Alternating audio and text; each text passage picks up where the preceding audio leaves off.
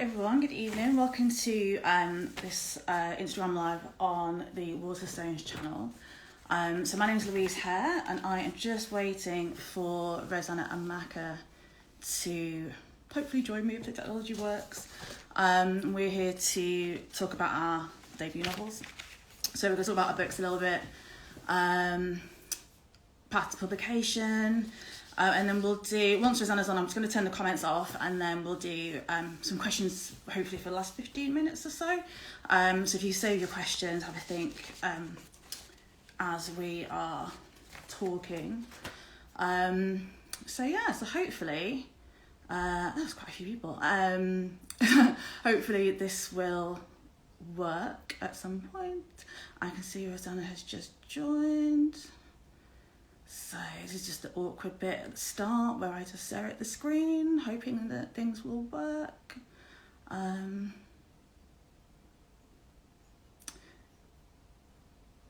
So yeah, you can see it. Actually, you can't really see it. I did put my Christmas tree up earlier. Right, let's go live. But I had to turn the lights off because of the glare. So unfortunately, you don't get the festive sight of my Christmas tree, which is a bit of a shame. Hi Rosanna.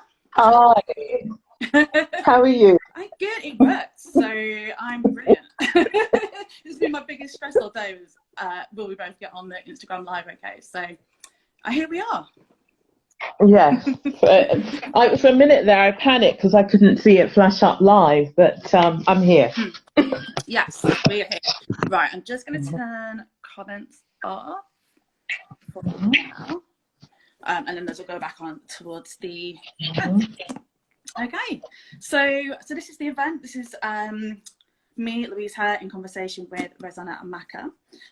So we're going to be talking about our books. So this is my book, This Lovely City, and I will hold her book up. This is my book, The Book of Echoes. Perfect. So do you want to go first and just tell us a little bit about your book and then maybe do a short reading from it? Yep. So my book is narrated by the spirit of an enslaved African woman, and she basically loses one child in Nigeria and another child in the Docklands in London. And her spirit roams the earth trying to find those children. And in the process of trying to find those children, she comes across Michael, who's based in Brixton, and Ngozi, who's based in Nigeria. And the story follows their lives. So I'm going to read from a section in the book near the beginning. Bear with me. And it's after Michael's mother has unfortunately been murdered, and it's about Michael trying to find the culprit. So it starts. Michael heads to the hostel on Landhill Road, not far from the Southwestern Hospital. Big Charlie, a local and owner of the cafe under the Brixton Railway Bridge, has told Michael he'll find Simon there. Charlie said he might be here, says Michael to the hostel clerk. The old clerk at the grimy reception desk shakes his head. Ain't been back here since the police came looking for him. Left his room in a real state. Have to repaint it, he shouts after Michael as he hurries out the door. Michael heads into Brixton, on foot, down Electric Avenue, up Acre Lane, down Ferndale Road, Railton Road, asking the men on the front line if they've seen him, searching for him at friends' houses, at old hangout joints, among the faces he passes, through shop windows, and in cars that linger at traffic lights, searching till the soles of his feet hurt so much that he can't take another step. Then, and only then, does he slide down onto the pavement, outside the Fox and Hound, opposite the Ritzy, and sit back against the pub wall, holding his head in his hands, He lets out a wail. Pedestrians cross quickly to avoid him. But the tears don't come. They won't come. He can't let them go. Anger and frustration, all crunched up like waste paper, soaking up the tears in him till there's nothing left to flow out. And when it's crunched up like that, soaking it up like that, if it doesn't come, it stays and mutates and changes into something hard but brittle. And it's the something left behind that really makes you worry. A police car slows and hovers at the curb near Michael before moving on to stop and search a group of three black lads hanging out further down the road. Michael dials a number in the red phone box, a faint tang of urine in the air. Uncle Fred? You calmed down yet? Says Uncle Fred. Yes, sir. Just as well. You never know what injury he might have done you. I just hope the police find him before he injures anyone. You better get some things over by the flat for you and Marcia, and come on over here. Yes, sir.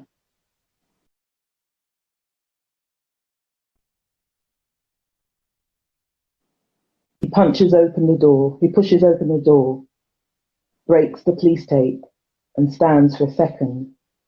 He holds his shoulders up, shivers a little, wishes for his uncle. This is deja vu. How many times has he stood at this door, opening it as he has? But he didn't pause then. Then it was home. Inside there was warmth and a rough peace that he belonged in. He wanted to rush in and share stories about people and friends he met out in the world beyond the estate, at Clapham Manor College, or Doozer's raves at the youth centre, or his part-time job at the local supermarket. He would open it eager to tell, the words cluttering out like tennis balls, rushing into the kitchen, or sitting room, or bedroom to spark off Miss Laura's and feed from her nods and chuckle laugh. But this is deja vu. Not a proper deja vu, but the kind you have in the middle of a nightmare. He closes the front door behind him. Ahead is the door to the sitting room, and around the corner from that are the kitchen and bathroom. Miss Loris's bedroom is the first on the left. Their rooms are further on. On the white walls leading from Miss Loris's room is blood. A handprint is stenciled among the stains.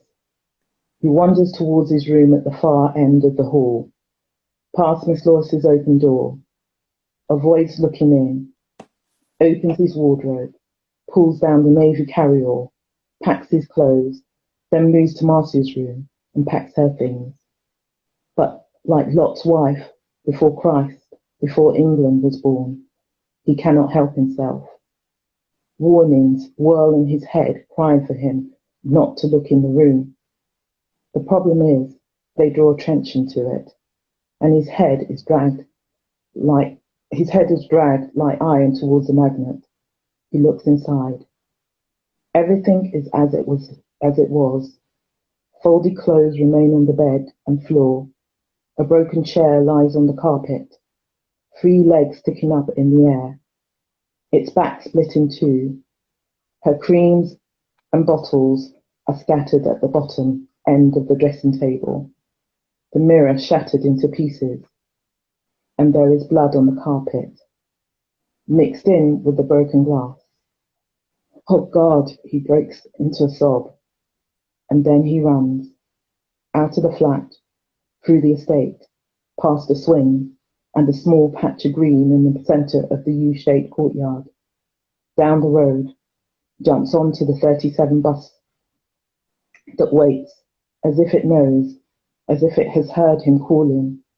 Ding, ding! It starts up. He peers through the back of the window as the estate disappears into the night. The other passengers speculate at his haste and the bloodstains on his carryall. He wonders if his life will ever be the same again. Wow, thank you. Such a powerful book, and obviously our books are both set in Brixton for the most part, partly set in Brixton. Different eras. Yeah, very different. Yeah, so it's such a powerful book as well. I think, you know, combining, you know, having the two. Well, I guess we've got a lot of things in common with our books. You know, having them sort of Definitely. And so yeah, it's very interesting. I guess that's why we're in conversation together. Yeah, I love the atmosphere in your book. Oh, you know, it. Yeah, and I love the opening sentence. I love it. It just sets you up. Sorry, excuse me, that's my computer. The basement club spat Laurie out into the dirty maze of Soho. I just love that. It just sets the tone. Yeah. I mean, that was like probably the last line I wrote in the book. It's like, you know, the first line is supposed to be so important, and it just it was quite hard to get one that worked. But yeah. So so if anyone doesn't know anything about my book, This Lovely City, so like Rosanna's, it is set in Brixton, but it's 1948, 1950. So the start of sort of the Windrush era. And like Rosanna's, it's got a dual narrative. So it's Laurie and Evie are my main characters, and they're a couple, so a young couple who've been going out for a while, thinking about getting married maybe. But then the bit that I'm going to read is from the end of the first chapter, which is when the sort of murder mystery element of the book starts, when Laurie makes quite a grim discovery in one of the ponds on Clapham Common, and that sort of leads him to be a suspect in a murder inquiry. And so the book is sort of partly a murder mystery. It's about really about the effects of this event on the community, this sort of Black community that's just grown up in that part of South London. So yeah, so I'm just going to read a little bit from that first chapter. He cycled back the way he'd come, recognising the woman he'd seen with the terrier as he drew close to Eagle Pond, but the dog was nowhere to be seen. There was something strange about the way she was moving, and he found himself slowing down. She was pacing up and down in front of the pond, looking for something. The gate was lopsided, and when she drew closer, he saw that her face was wet from tears that were blinding her. She didn't notice Laurie until the last moment, suddenly aiming towards him and coming up short as she took him in properly. She held herself rigid, her mouth gasping for air that her lungs didn't seem to want to accept. Ma'am? Laurie swung his leg and dismounted, making his movements slow so that she didn't speak. You all right? Can I help you? She looked over her shoulder but turned back to him, fixing her eyes on his uniform. Whatever she'd seen was more frightening than one skinny black man, and there was no one else in sight. You're a postman? Her tongue tripped as she spoke. Yes, ma'am. Do you need help? She nodded and pointed in the direction she'd come from, a ragged sob creasing her body. He couldn't see anything out of the ordinary at first. There was the pond, and there he spied the terrier.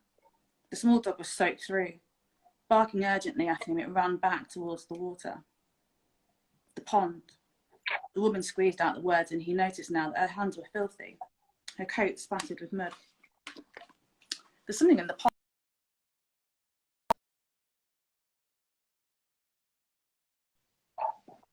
It was useless. She had begun to shiver, her teeth actually chattering as shock took hold. Laurie laid his bag down on the grass and headed towards the pond on foot. The dog was still barking in a fury, running laps between the edge of the pond and the path. What you got, boy? The dog splashed into the water, checking back to make sure he was being followed. There was a bundle there, a dirty blanket that once had been white. Laurie crouched by the edge next to a smaller set of footprints that must have belonged to the woman.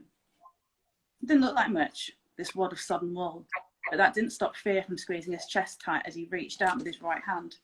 The palm of his left sinking into freezing mud as he tried to keep his balance. He strained his arm and caught an inch of fabric between two fingers. Pulling gently, the bundle moved closer, and he grabbed a tighter hold. The wall was heavy with water. White and yellow embroidered flowers peeked out from beneath the pond filth. Daisies.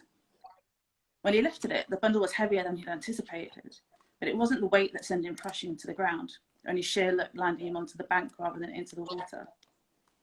His heart pounded his ribs so hard that he glanced down at his chest, expecting to see it burst out through his coat, scattering buttons onto the ground.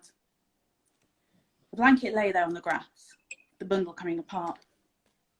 A baby's arm had escaped, along with a shock of dark curly hair and a glimpse of a cheek. It could have been a doll, but one touch had been enough to convince him that it wasn't. The hand was frozen stiff, but the skin gave as his fingers had brushed against it. Someone had left a baby in the pond to die. A baby whose skin was as dark as Laurie's. So yeah, it's just a little bit from that chapter. Okay. Bit of drama for your Tuesday evening. It is, I love the mystery. I don't think I guessed it till the end. Good. Yeah. That's what I want to hear. Yeah. I mean, yeah, it's kind of it's so interesting that, I mean, obviously, sort of figuring out what comes first when you're writing a book. Like, did you start with the plot, or do you start with, you know, obviously the setting that we've chosen? Some of the settings are quite similar. Like, where did you where did your idea of like sort of first sort of originate? Where did it come from? Well, I, as you know, I've had a longer journey than you. So I first started off with writing Michael's story, and the reason why I started writing Michael's story is because I was away from home, and I was kind of like feeling a little bit homesick. So it just developed from there. And as I wrote, then afterwards, then Ngozi's story came along, and then the spirit took over. But for me, it was more organic. Yeah, which I kind of like, because I mean, I guess in that you're not a plotter or someone that sort of lays out how the book's going to go. It's just sort of more like, yeah, what I do is just sort of winging it and then hoping at some point. I wouldn't say winging it. You're just. I don't think it's winging it. It's going with what comes. It's going with where the story is taking you. Yeah. Winging it sounds like you're just trying to protect. But what I think, for me, I feel like I'm opening up to the characters that come. Yeah. And allowing them to tell their story. Awesome. Yeah. So rather than me trying to control it all. Yeah, it is so interesting because I mean I know with a lot of my characters, for example, so Aston, who's one of Laurie's friends, was supposed to be like basically like a walk-on part. He was supposed to be in one scene, and he ended up sort of just turning up, sort of, in all these other different scenes. So he's now a bigger part of the book, and it was one of those things where I just sort of felt like, I kind of once I got to know him, I guess that's part of it, isn't it? You know, writing your way into knowing these characters and seeing how they inform the story and how it all sort of slots together. There's different types of writers, as you know. There are people that just are planners and they need to plan everything. But I don't know. That's just not me.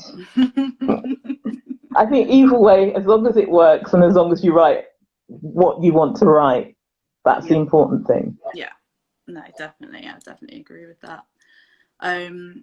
So, because the other thing I guess that we've sort of got in common is the historical aspects.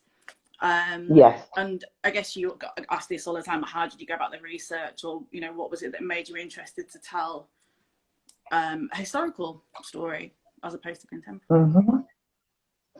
Well, I think for me, because it's based in the 80s, it's more kind of like 80s and 90s. It's more memories of times that I have memories of those times.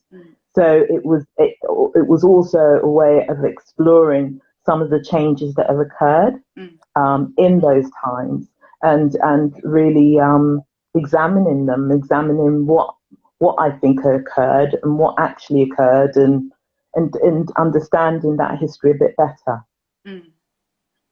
Yeah. I mean, it's just, I always find like once you start sort of delving into something as well, like I found with mine, just in the research, I added lots of things into the book that just interesting things that I sort of found out, and sort of, and I guess it's similar with memory, you sort of put some things in because they feel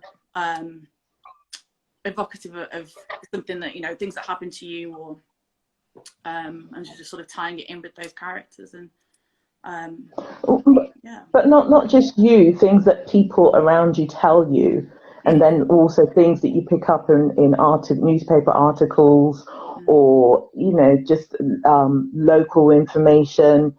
There was a lot of information that came. Unfortunately, both my grandparents have passed away, but there was a lot of stories and information that they told me when I was a lot younger, that I was kind of trying to also capture.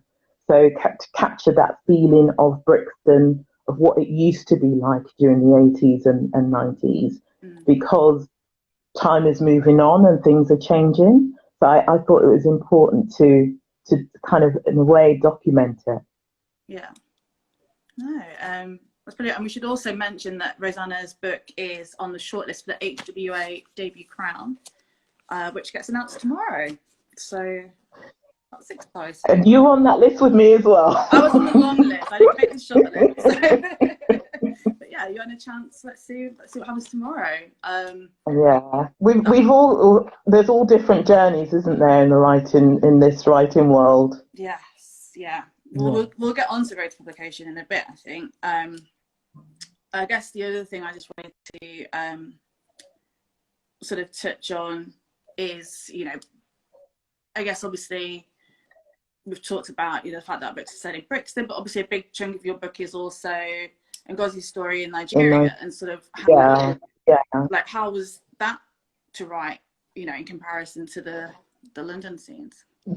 For me, I really enjoyed it because it's also based on memory, because I had childhood memories as well of the 80s Nigeria, and also it was a way of documenting some of those as well, and exploring some of those things that happened at that time, and why was that happening, or why did it, you know, trying to understand history a bit better. Yeah. Nice. Because it's so interesting, like when I was reading it, it's just sort of seeing, because obviously your two main characters are apart for most of the book, and I was just kind of like, you know, when you get that feeling like, how are they going to come together, and yeah, it's just so well done, and yeah, and you just want to cheer, because I guess what other thing with both our books is, you know, we have these characters that tragedy sort of strikes them, but then it's about having that hope at the end, which I think definitely, which I think I thought was important. Do you know what kind of made me laugh is, do you know we both got babies in books called Annabelle? Do you know what? I didn't realise that, but it's because I also always forget that the baby in my book's called Annabelle, because she's got so many different names that they give her, so I forgot that was her name. You've just reminded me about something in my own book. Okay, that's embarrassing. But I'm thinking, what is it about the name Annabelle? It must have just been like channeling some kind of, I don't know, some kind of South London vibe. I don't know. I don't know what we were doing. Oh, yeah. No, I did not know that. Okay.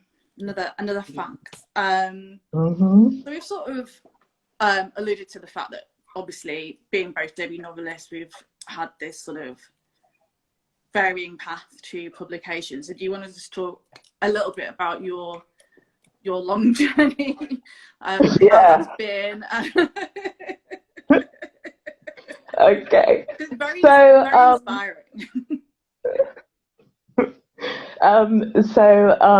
20 years ago, I was working in Scotland, and I didn't have a TV, so I thought, I'm actually going to write a book instead of, you know, the time that I'd used to watch TV. I'll actually make use of it and write a book. So I wrote the book in 6 months. And then after I wrote it, I sent it out, and I thought, and then I got a whole load of rejections. And I thought, okay, I'm going to re-edit it and and then send it back out again. So I did that and sent it back out. A whole load more rejection, more edits and etc. And eventually I got to 2017, and I thought, this is the last time that I'm going to edit this book and send it out. I'm actually going to do self-publishing. And I think by 2017, self-publishing was more available than when I started. Self-publishing wasn't an option. But by 2017, self-publishing is and was an option. So I rejigged it, sent it out 2017, and got a whole load of rejections again. So I started preparing it for self-publishing. But in the process of preparing it for self-publishing, I started looking at some of my rejection letters.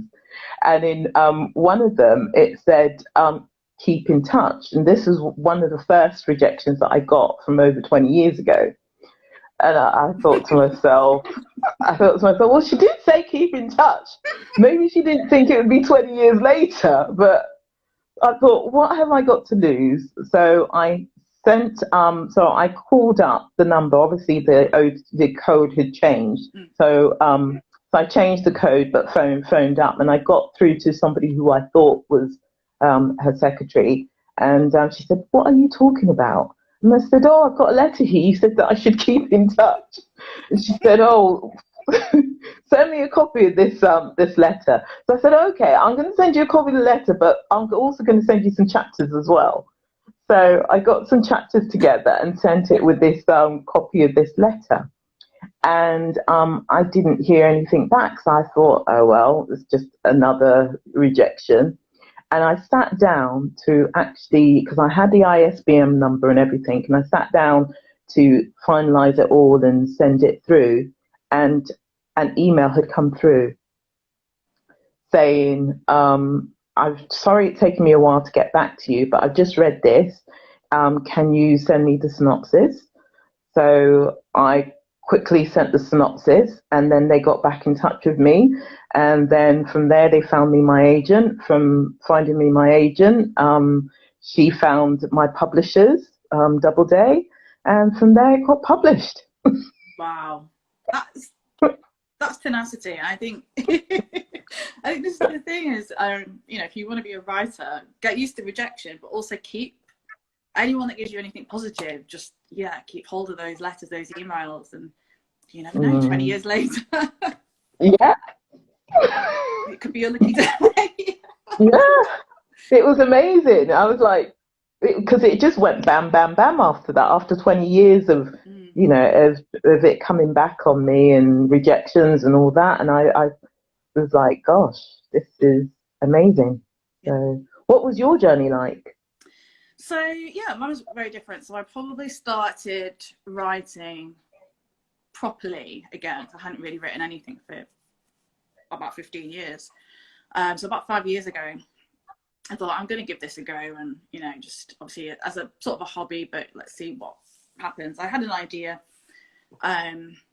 for a novel set in Victorian London, because what I want to do, I guess what my sort of niche is, if you have a niche for either the books you like to write, is sort of Black British history. And so I had this this story that I wanted to tell set in sort of 1850s. So I wrote the novel. I did a writing course, wrote the novel while I was on the course, and sent it out to everybody. So it's kind of the similar thing. Like a few agents called in the full manuscript, which is a great positive sign. But ultimately they all rejected it. About 50 agents rejected it.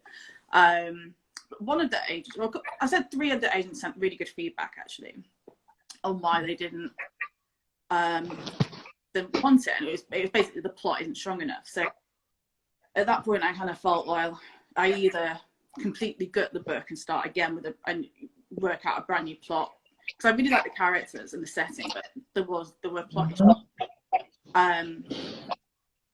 and basically, to just sort of bolster my confidence, I basically signed up to do a master's in creative writing, which I did at Birkbeck, which was great because it's in the evening, so it sort of fit around work.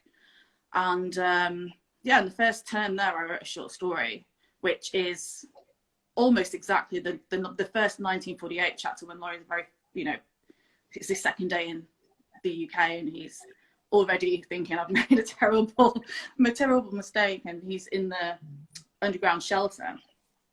So that was a short story, and the feedback was that people liked it and they liked the characters and the story, but they wanted to know what happened next. So then I started thinking about it, and I thought, actually, I'm kind of curious as to what happens next and what his story is, and that's how I sort of started writing the book. But actually, I got my agent before I finished writing This Lovely City, because one of the agents who'd been positive in her rejection is Nell Andrew, who's a judge on the Lucy Cavendish Fiction Prize. So because I knew she was a judge, I thought, I'm just gonna send what I've got in, because you only, for that prize, you need to send in like the first, I think it was like 40 to 50 pages or something, and a synopsis, and that's all they ask for. So it doesn't matter if you've got a finished novel or not. So I just sort of sent that in, and then ended up getting shortlisted. And then she kind of remembered who I was from the first novel and sort of signed me at that point.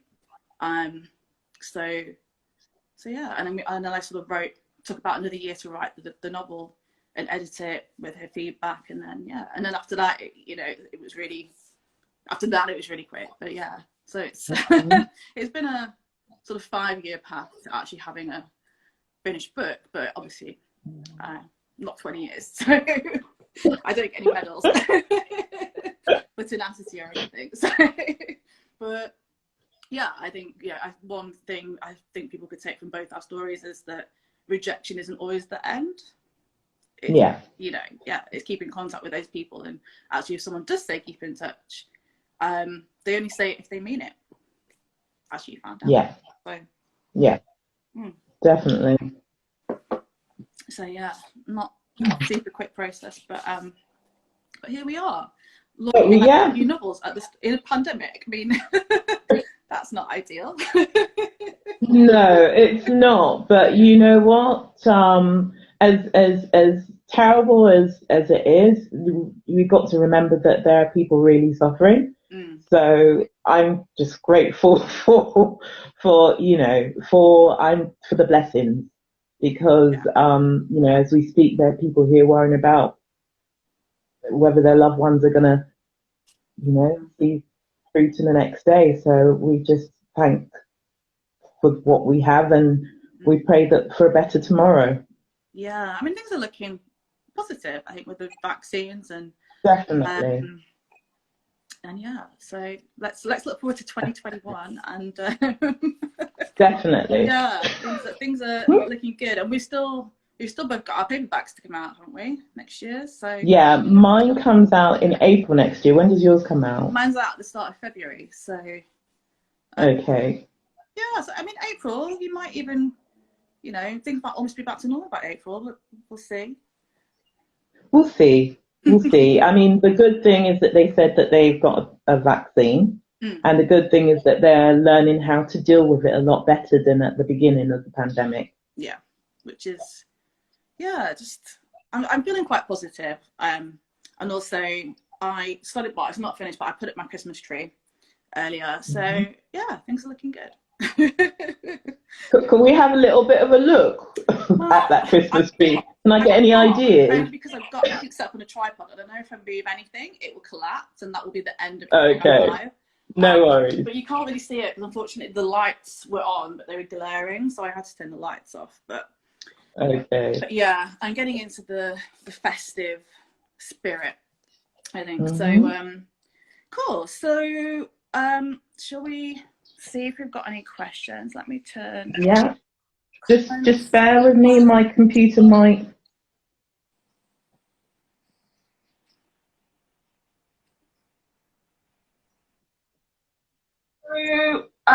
Shall we?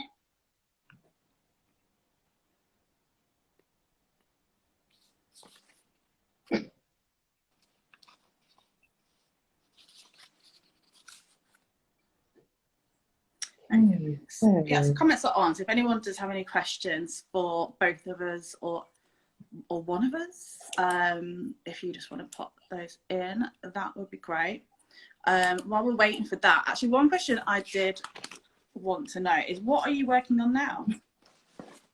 Well, I am working on my second novel. I'm not as advanced as you, because I understand that you finished yours, haven't you? You're just in the final edit.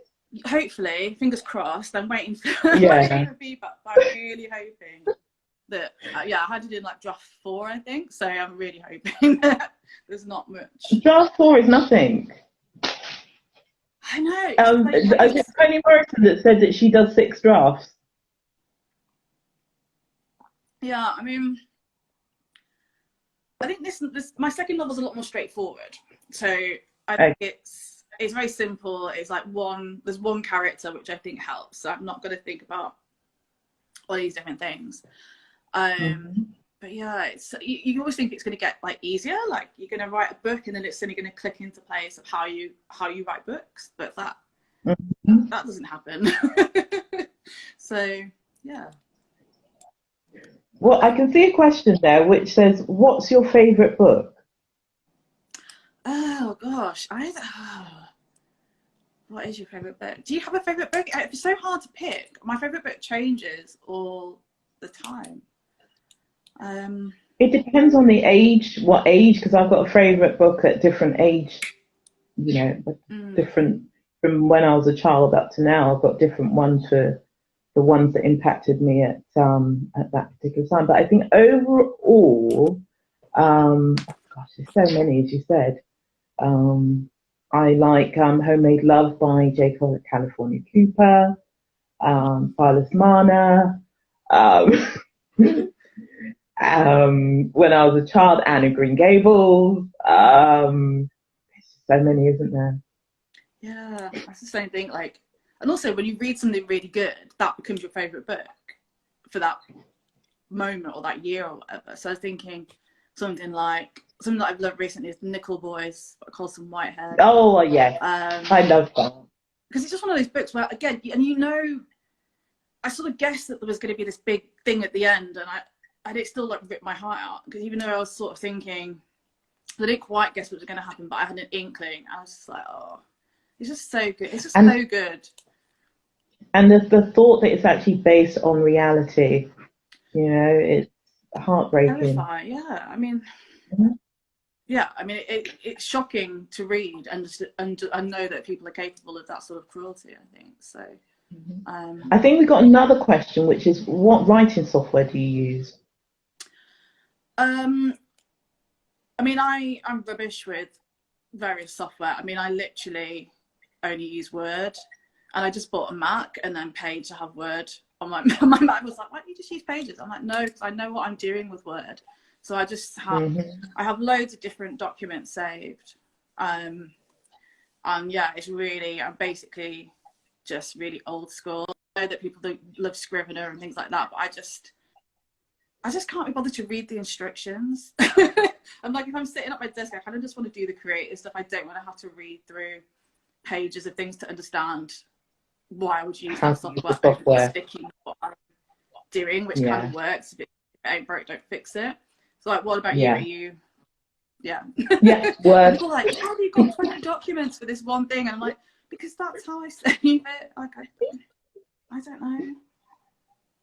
But the funny thing is, I use one document. Is it just me, or?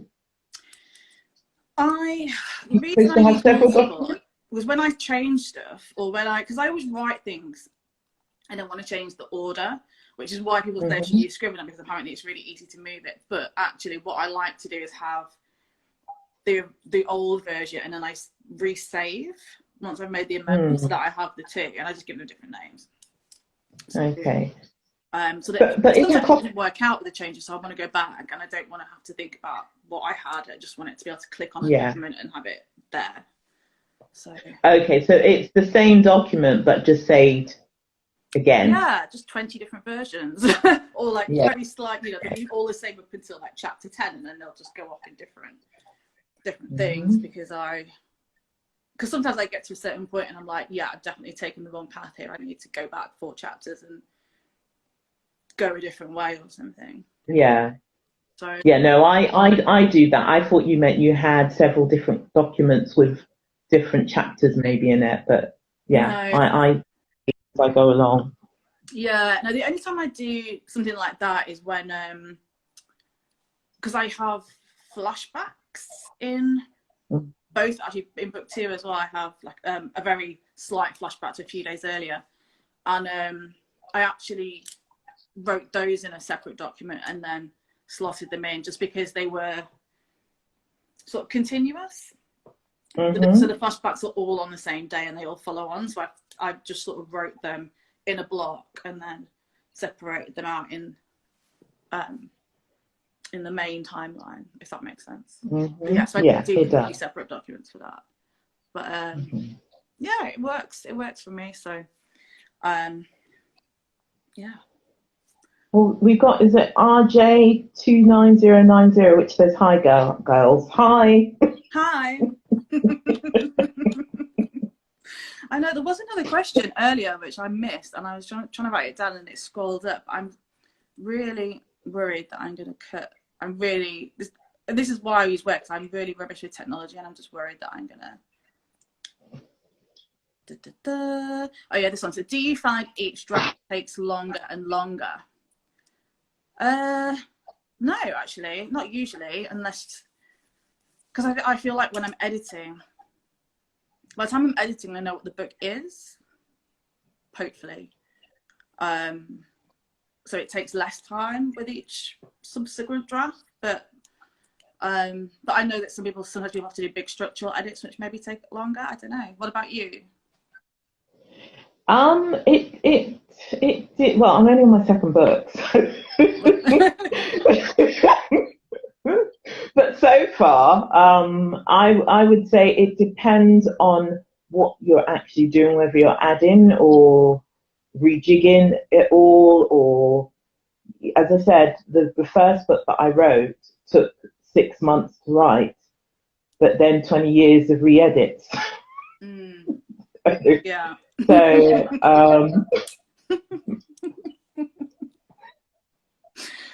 whereas, yeah, so I think it depends. It depends on what exactly you need to do to it. Yeah, it is such an interesting process. And I find that, well, so far, like I'm writing ideas for sort of book 3 at the moment, and it's completely different. I think maybe because book 3 is going to be, hopefully, if I can get it to work, 18th century. So it's like it's so much more research. It's so yeah. It's like writing something completely different. Like it's just nowhere near the same as the first 2. Yeah. So. And that's what can slow things down when you're actually having to think about and actually understand the time period and how things would have been done in that time, and it really slows down the writing because you have to immerse yourself and understand that period a lot better. Yeah, I mean, one of the great things, or the convenient things about living in London, is that I've been able to go to the British Library over the summer when it was open. Obviously, it's closed again now. And read, and they let you get like these really old books. They're books that were like published in 1760s, and you were allowed to just touch them and read them. I just, yeah, I just love that. It's like touching old books, and yeah, it's just very, it's just really strange to think that, you know, how many people have touched that paper over 300 years or what have you. And actually reading, so I've been reading lots of sort of memoirs and of that period, and actually, you know, a lot of attitudes are fairly similar to today. Like we would think, there's just so many things that sort of strike you as things that are still current in terms of attitude, which is interesting. But then there are so many things that are completely different as well. So it's sort of it's working out what,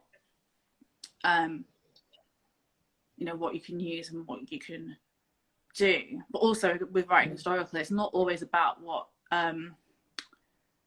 was actually happening at the time.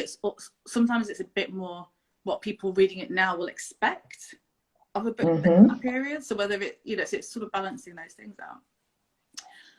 We've got a question. Are your books in Audible format? Yes. Yeah, you can get them on Audible. So, yeah. Someone asked me the other day if I'd listened to my audiobook, and I was like, no. I listened to bits of it, but I haven't listened to the whole thing. Because I kind of know how it ends. I spent so many times, like I've read the book so many times, I'm like, I don't know if I could listen to it. I don't know. Well, I suppose because I've got such a wonderful actress doing mine, Weruche, so I just listen to her. She's fantastic. Yeah. Yeah, it's such yeah, it's just something that I don't listen to a lot of audiobooks, I guess, but I've got friends who only listen to audiobooks. And actually, my book actually came out in audio in February, so it came out before the hardback. So actually quite a few of my friends listened to it and gave me little updates, because I was still at work at that point. So obviously we hadn't, you know, locked down and everything at that point. So yeah, I was getting little WhatsApp updates of where they were up to. It was really cute. Like listening on their commute to work. So yeah, not that any of us really commute anymore, but well, there's good and bad bits to that. yeah. Yes, yeah. I mean, I did get on a tube today, and it was actually quite busy. It was a lot busier than I thought. I don't know where everyone's going, but yeah. I mean, yeah, things will be back to normal next year. I feel very positive about that. So yeah.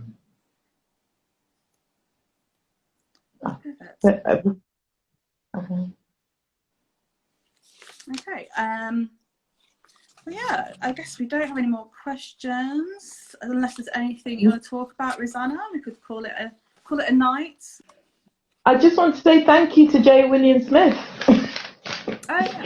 She's written that she's got my book and she's going to get the Kindle as well. So thank you. Thank you. We love people that buy books. Or go to the library. Actually, the libraries have been brilliant. Being able to go back to the library again. Actually, and my library, local library, is actually still open through lockdown, which is great. So yeah, we love libraries. Well, I really enjoyed reading your book, and I really enjoyed the atmosphere that it had. And it gave me a kick knowing that maybe somewhere along the line we're on similar wavelengths when we named our baby. I know, I can't get over that. I just completely missed that, but it was because I forgot that the baby in my book was called Annabelle, which is probably unforgivable. But I also called her Ophelia, so she had different names. So that is my defense. And yeah, I loved reading your book. I loved yeah, just the hope and you know, and obviously the spirit, and just thinking about all those, you know, all those elements, and how you sort of wove it all together to sort of, because I know how hard it is to sort of juggle all those sort of multiple elements. So I just think, you know, absolutely brilliant, and the best of luck tomorrow with the HWA debut crown.